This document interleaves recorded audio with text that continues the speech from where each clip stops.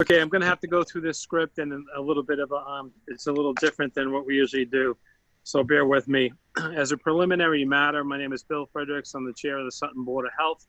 Permit me to confirm that all members and persons anticipated on this agenda are present and can hear me.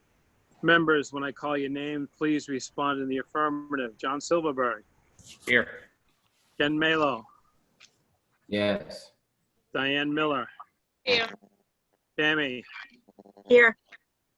Okay, and for staff, we have Cheryl Winsky, Here. Judy Vader, Here. Steve Donatelli, Here. Oh, there's Steve. anticipated speakers on the agenda, please respond in the affirmative. We got Pat Doherty. Yes. All right, and sorry I didn't catch you guys when you came on a little bit after. Can you state your names? Boracay's Development LLC. Tammy and Kyle. Tammy and Kyle. Last names? Tammy Barakis and Kyle Negosian. Okay. Thank you. The open meeting of the Sutton Board of Health is being conducted remotely consistent with Governor Baker's executive order of March 12, 2020 due to the current state of emergency in the Commonwealth due to the outbreak of COVID-19 virus. In order to mitigate the transmission of the COVID-19 virus, we have been advised and directed by the Commonwealth to suspend public gatherings. As such, the governor's order suspends the requirement for the open meeting law to have all meetings in publicly accessible physical locations. Further, all members of public bodies are allowed and encouraged to participate remotely. The order, which you can find posted with agenda materials for this meeting, allows public bodies to meet entirely remotely so long as reasonable public access is afforded so that the public can follow along with the deliberations of the meeting. Ensuring public access does not ensure public participation unless such participation is required by law. This meeting will feature public comment, and that's when I mean public comment, it's like the people that are on, not a whole gathering. For this meeting, the Sutton Board of Health is convening by video conference via Zoom, as posted on the town's website, identifying how the public may join. For the Zoom meetings, please note that the meeting is being recorded and that some attendees are participating by video conference. Accordingly, please be aware that other folks may be able to see you and to take care not to screen share your computer. Anything that you broadcast may be captured by the recording. Excuse me. It has something down here about the Novus agenda supported meetings. Is that us? Cheryl? I have no clue. I am not aware of that. We are now turning to the first item on the agenda. Before we do so, permit me to cover some ground rules for effective and clear conduct of our business and to ensure accurate meeting minutes. I, Bill Fredericks, the chair, will introduce each speaker on the agenda. After they conclude their remarks, the chair will go down the line of the members, inviting each by name to provide any comment, question, or motions. Please hold until your name is called. Further, please remember to mute your phone or computer when you are not speaking. I usually find that that's only if there's other people in the room or dogs or kids or whatever, or players flying above. Please remember to mute your phone. Please remember to speak clearly in a way that helps generate your minutes. For any response, please wait until the chair yields the floor to you and state your name before speaking. If members wish to engage in a colloquy with other members, please do so through the chair, taking care to identify yourself. The items for public comment: after members have spoken, the chair will afford public comments as follows. The chair will first ask members of the public who wish to speak to identify their names and addresses only. Once the chair has a list of all public commentators, I will call on each by name and afford you 3 minutes for any comment. I don't think that will really apply here. Hey, what happened? I don't know. It's a technical difficulty, I believe. Pause, Bill. Frozen. Oh, there's Tammy.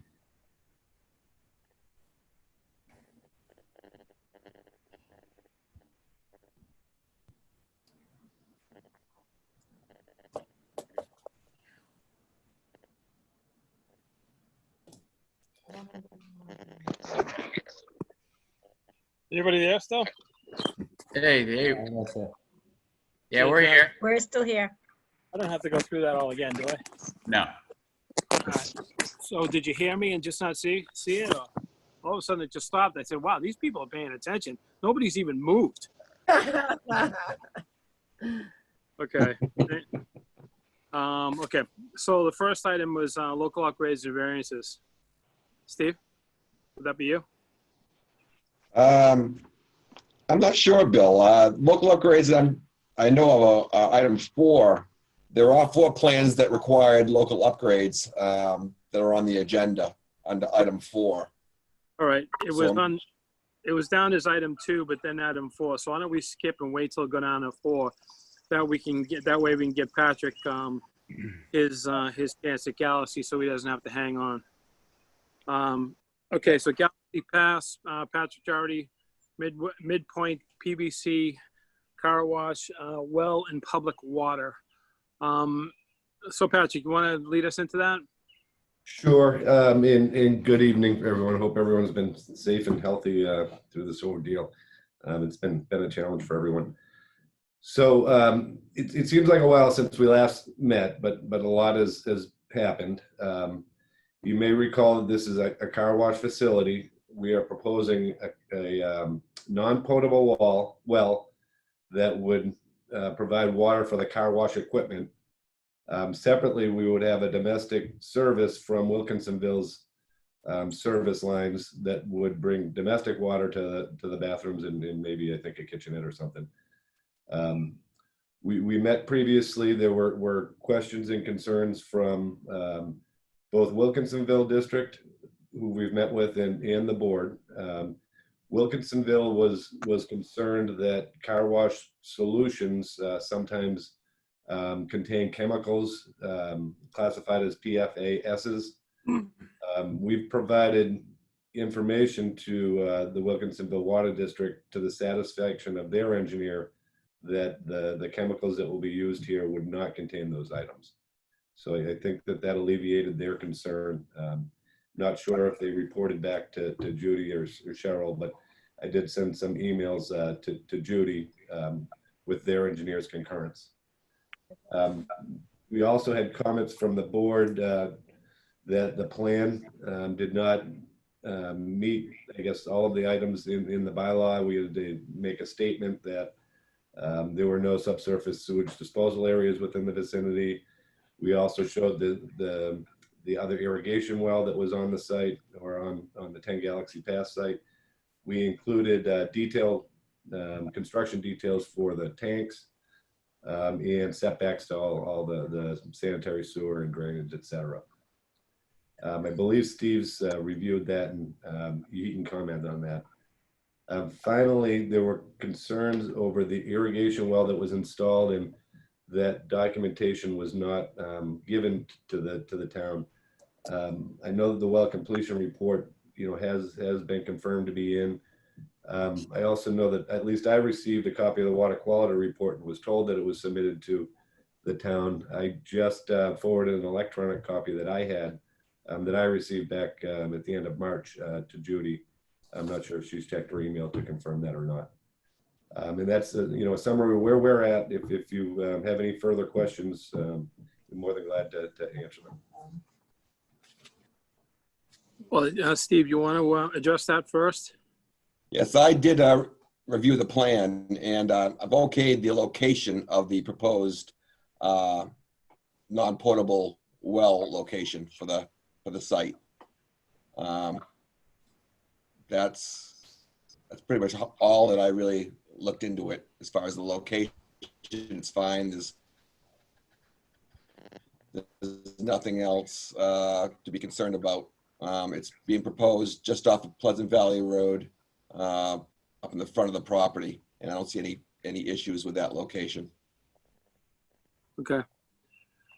Does anybody else want to add to that now? I did receive the water results. Can you hear me? Yep. Yeah. Oh, I received the water results. They're fine for the 10 Galaxy Pass irrigation well. And they were fine?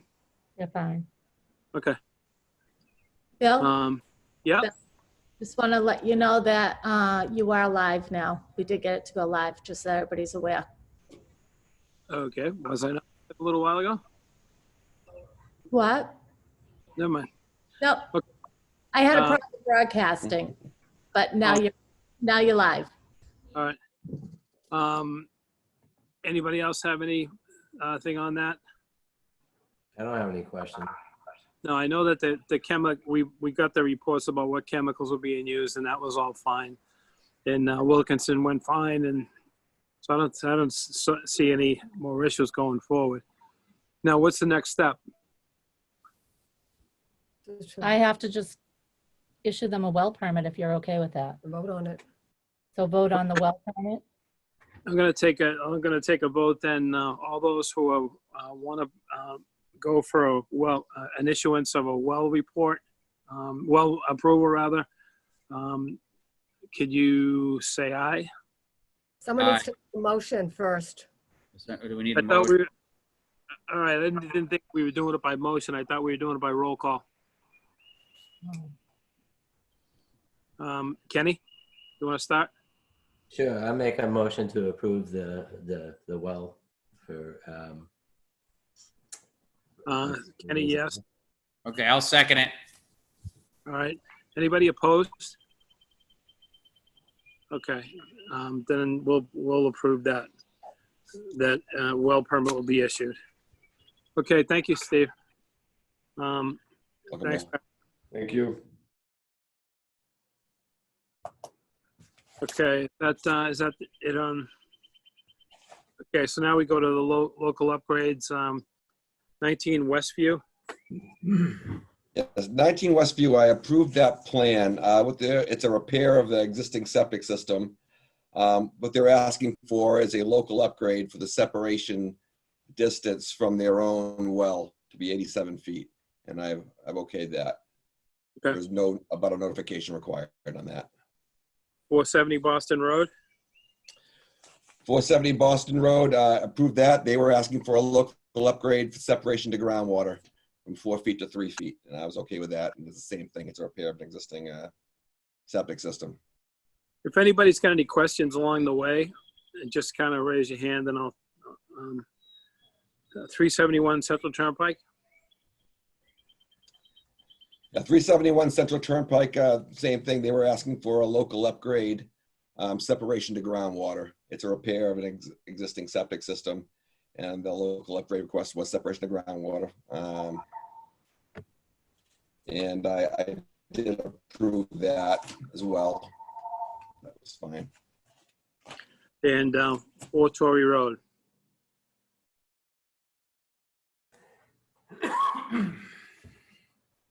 And 4 Torrey, again, it's a septic system repair. Everything was fine, and they were asking for the separation to groundwater request, and it's just their own. There's no better notification required for any of those sites, and I was fine with that. I approve that. Okay, thank you. We'll go right to the department update, COVID-19. Hi. Let me sit back for this one. What's that? I'll sit back for this. Yeah. It's been a very busy couple months. I've actually been working like 13 weeks straight, had one day off. We've been covering a lot of towns, have a lot of cases. As of today, the town of Sutton has 51 cases in the community. I have some nurses working with me, school nurses. We are covering, I believe, a total of 13, 14 communities in Central Mass. And we're working outside in the nurse's office at the middle high school. We're working quite extensively, quite long. It does seem to be reducing in numbers. But what I've been seeing for the past 2 weeks is a very high incidence of young people under 40. And it seems to be a very prominent and a problematic cases. Had a lot of pediatric patients also. Hospitalizations also have been, somewhat consistent. One thing that we've noticed is that we've had cases earlier on, and a week later they've been hospitalized and on a ventilator. So this virus is very serious, and don't know when the end is going to be, but expecting probably another surge in the fall with a combination of the flu coming on board. So we're trying to kind of be mindful of that. And we've gone out way back when and I had posted signs for facial masks in all the facilities, social distancing. There are new guidelines set out from the state and CDC. Judy and I monitor either on conference calls or webinars the weekly guidelines and the opening phases, things like that. And things happen overnight sometimes without our notification. And so it's kind of fluid to say the least. Other than that, I don't know if anybody has any questions about COVID right now, but it's been pretty extensive, pretty time consuming. That's all I've been doing for the past couple months in between running around with tobacco issues and explaining a lot of guidance and doing a lot of education. Right now, the phase that we're getting into is that businesses need to self-certify how they're going to open at 25% capacity. And that includes the town hall. The town hall is basically closed, but the department heads have still been working as well as Judy and I in the office here. But we're also still doing business within the office for septics and wells and other Board of Health issues. So what we've been doing for guidance, we put out guidance on food retail establishments that are becoming online pretty soon, campgrounds, dog grooming, golf, churches, and what else? Tobacco's now. The tobacco's next. And we've just entered into a coalition with about 25 other communities. So they're going to be doing our compliance checks for us. It's through the Leominster Board of Health has formed a coalition, and all the Central Mass people that were that had gone by the wayside from Worcester has now joined with Leominster. Had a couple complaints about some of the ponds with the film that smells, and they're questioning whether it's toxic algae bloom versus pollen. I've gone out and done a couple of inspections, and I've just noticed that it doesn't seem to be a bloom, but just more or less the film from the pollen. And we have a new business opening up. It's a pizza place in Galaxy, and they've been providing us their documentation and things like that. In Galaxy.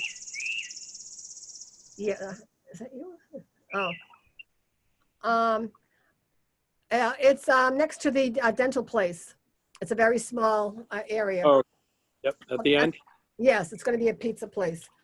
Lastly, I don't know if anybody's known, because I know we haven't had a couple of meetings in a couple of months. The Beehive is now finally down. Worked with the Attorney General's office to finally get that demolished and raised and everything else. So that's a big coup. We've been working with that for about the past 2 years or so to finally get that situation resolved. And one thing that I have concerns about is that the next round of phased reopenings is of camps. And I know Camp Blanchard has already reached out proactively to Jim Smith about the possibility of having camp, which I don't know what's going to happen with that. So there's a lot of issues that I've had in the past, and I don't know how they're going to be able to make arrangements moving forward, but we'll see what we can do.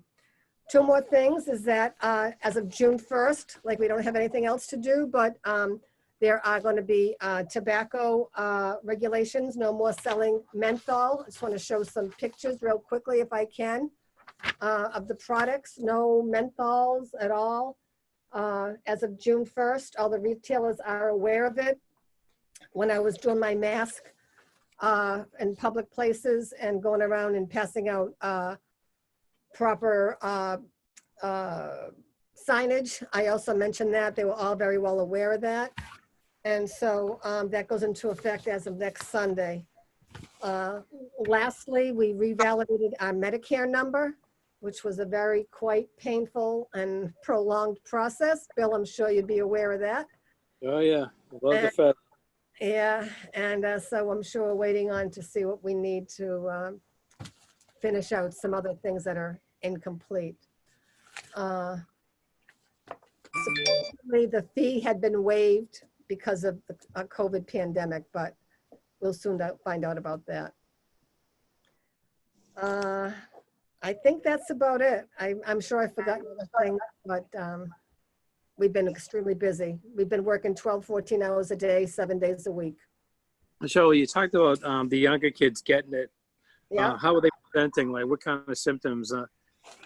And what's the progression of it? I mean, has it gone to the serious hospitalization point, or is it kids that have like got a cold or flu, or what's it like?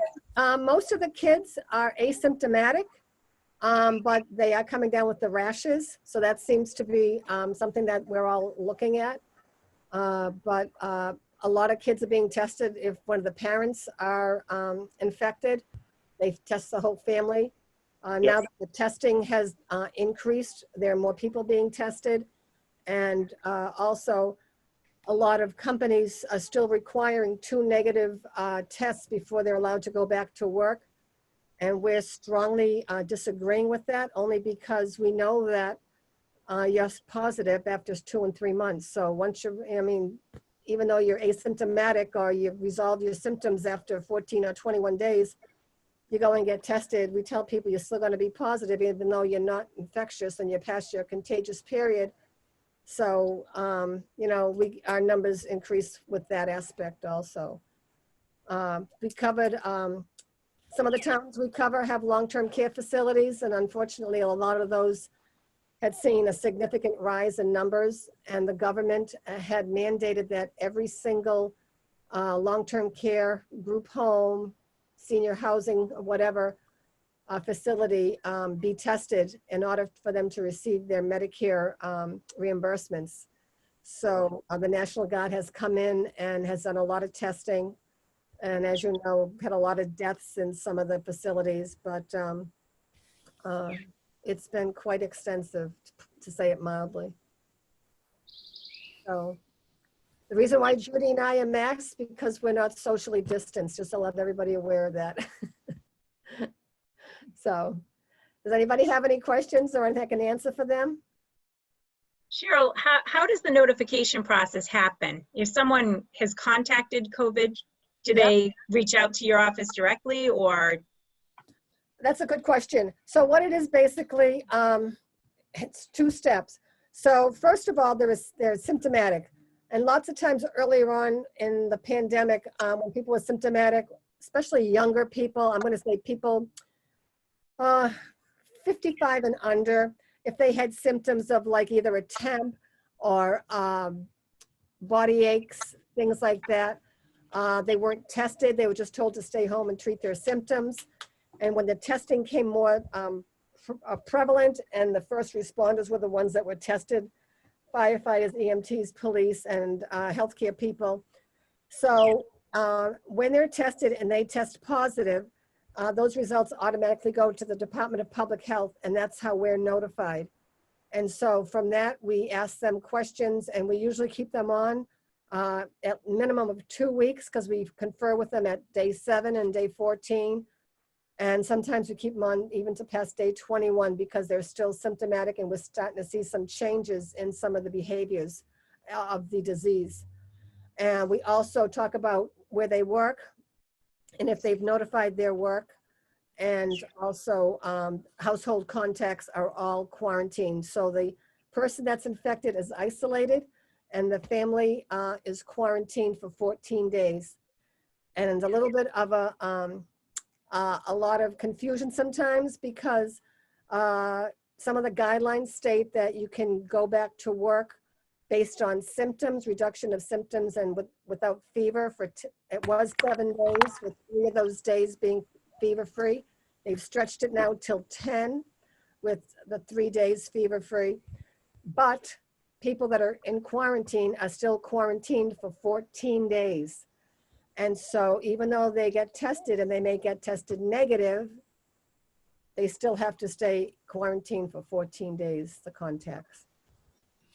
So that's how we treat those, and we trace them. And we've been linking a lot of people to where they work, which is supermarkets, retail stores, nursing homes, hospitals, things like that. So we're trying to, that's what we call contact tracing. So there's a lot of legwork involved with that, a lot of behind the scenes things. So, anything else I can answer for anybody?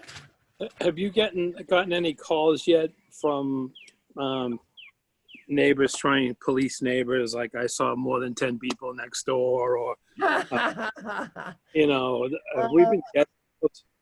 Yeah.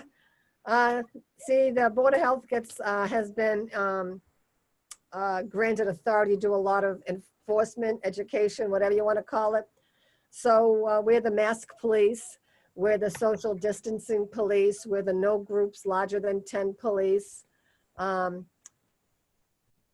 We just try to educate, and we can't, it's hard. And basically, I signed something to have the police kind of enforce masks, and we really don't want to do that. We're just trying to educate because it's pretty significant with the disease that's going around. And I know a lot of people don't think it's true, or they're gonna, you know, it'll be fine, but it's pretty debilitating to certain people as well as deadly. So. What's the process like if somebody doesn't abide by it, like they ran into with Oxford? I mean, what do they do? They're still open, obviously, so they just send them a letter, and what do they have? What do we have to do? What do we have to work on? There's a process involved, like a 5-step process between oral, written, a fine, Yeah. down to. There's 3 days of fine, and then it goes to the court system, but we don't want to go there. I know there's a golf course in another town that's been defiant, as well as gyms. We're just trying to prevent the disease from getting worse than what it is right now. And I actually was kind of hoping that with the warmer weather that our cases would subside and eventually go away. But I'm still seeing cases, 50 cases a day. And so to me, then they're really not moving in a direction that I was kind of hoping for. So hopefully, you know, the warm weather's coming, people want to get out, and I get that. But, you know, if we could just kind of be patient and respectful. I know people are frustrated and everything else. Haven't had a lot of policing as far as tattling or things like that. But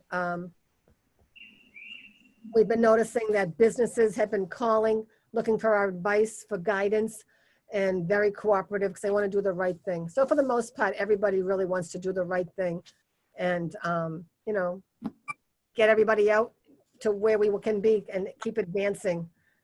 So that's the biggest thing. And the state has been kind of fluctuating back and forth. Their guidance hasn't been very consistent as far as certain criteria and certain sports per se or activities. So that's been a little bit of a challenge for a lot of us in the local Board of Health. So. Is there any time schedule when the town's going to open again? Well, Jim, see what we have to, every business has to self-certify, meaning that they have to meet certain criteria in order to open for business. Right now, businesses are allowed to be at 25% capacity, or you have to deem yourself essential, and it has to be approved by the Board of Health, things like that. But Basically, it's hand washing, temperature checks. We're going to try to keep doing things remotely, but if you need to come into the town hall, you have to make an appointment. I'm working with guidance with the gym on that right now. We have department heads and very essential workers in the building at different times, all scattered. And he's kind of looking at early June to bring more staff on, but we're still doing our business as much as we can. Judy is putting permits outside in a case so people can sign things and drop off their checks there, because nobody is allowed into the town hall at present. And we're still going to try and do that remotely. I mean, with the town hall being closed at present, and if you need an appointment, it'll be done a little bit differently. And there's a lot of cleaning in between, things like that. And we have chains across our door. And because our office is just so small and limited, we can't maintain 6 feet distance. No one's going to be allowed into our office at all. So we have chains that go across the door. Anything else? Carol, do you have any sense of when you might get guidance on schools? And I'm assuming that you'll be part of that process working with Dr. Friend. Yeah, I got to tell you something. Schools are a huge issue right now. I'm actually working at the school every day with the nurses that work with me. It's great because we all have phones and offices, and it's like command central, really. But I'll share this with you. A lot of people are very apprehensive about school, concerns. They actually had the high school seniors come in and drop off their books. They weren't even allowed in the building. They had to drop off their books were dropped off in the parking lot. The custodians emptied their lockers. They picked up their stuff on the sidewalk along with their cap and gown and things like that. There's a lot of cleaning going on. There is guidance out there, but we're still looking at it. We're all looking at it. We don't know what's going to happen come the fall. We have a lot of people that are leery to come into school. We have just hearing from the outside that a lot of parents don't feel comfortable sending their kids on a bus. How are we going to send kids on a bus, maintain separation and privacy and temperature checks and things like that. So we're doing a lot of policies right now, and a lot of the guidance has not come out yet. So there's a lot of talk right now, but hopefully they're talking school's going to happen, but we don't know what the new norm is going to be. But, I'll keep you posted as much as I know, because I am working with several school districts, and we're all stakeholders are coming to the table trying to do what's best and for everybody all the way around. I know summer care is going to try and get started, but that's going to be an issue because normal daycare does not open up until the end of June. So probably July is when Sutton will have their summer care, but we have no idea who will be coming. We don't know how it's going to be staffed. I do know that there'll be temperature checks taken on students when they're coming in the door, and parents are not allowed in, no adults allowed into the building. And if a child gets sick, the policy will be they will have to somebody will have to pick up their child, the sick child, within 30 minutes. They cannot stay in the building like they used to be for an hour or two or whatever, because the parents work out of the area. So I think a lot of changes, and it's going to be fluid for a long time. And that's about it. Anything else I can answer? No. Anybody? No? Good. Keep up the good work. Yep. Thank you. I would imagine we don't have minutes. We can't do them anyways if we did. So no minutes, Judy? Okay. Old new business. It's the usual, the fee schedule, law regulations, and the Title V supplemental regulations. What do you want to do on that as far as a plan on getting it done? Question. Well, we're in the middle of a pandemic right now, so Judy and I are 24/7 COVID people right now. So Okay. basically that's, I mean, I'm not speaking for Judy. I know she's still trying to get out per permits and everything else in between all that stuff, but actually I have done very little. I squeeze it in as best I can, but I am basically COVID right now. Okay. Other business not anticipated. Just a question on that. Cheryl, are there things that you typically have to do at this time of the year? I know you're usually getting like flu vaccines in. Are there things that you have to do that you're not able to do because of the pandemic and with the staffing? I've been trying to do as much as I can. Basically, I mean, with the restaurant shut down, so we can't do no food inspections. So haven't had a lot of complaints either for the most part, have we? We've had, most of the complaints we've had are concerns about people in campgrounds and they shouldn't be there when we let them in, things like that. But we tried to clarify why they can't have food at a golf course, but you can have takeout at a restaurant, blah, blah, blah. But so basically most of the stuff we can do over the phone. As far as the flu goes for the flu season, I actually ordered more flu vaccine than I normally do, just anticipating a higher volume output due to this pandemic, even though it's not related, but I think people are going to start getting flu shots now. And I actually think there's going to be a second wave, and I think a lot of us in the field kind of sense that's going to be coming around the same time flu. And we don't think that the vaccine for COVID is going to be available. So it's going to be very difficult. So we're trying to plan ahead, but yet try to keep up with the current rush of things right now. So that's basically about it. A lot of hand washing, a lot of signage, a lot of education, and just trying to keep people, reduce their anxiety as best we can. But other than that, we're just going day by day. Anybody else? You want to try to have a June meeting? I think it would be good. Yeah, All right. I agree. 23rd, Yeah. June 23rd. And 23rd, all right. 23rd. Okay. Good. No vacation. Okay, it's funny. I always go up to Maine every year, and we couldn't go this year because they weren't letting Massachusetts people in. So I was going to get a VRBO, and the policy up there is that I'd have to rent it for the entire month and stay inside for the first 14 days. Correct. Yeah.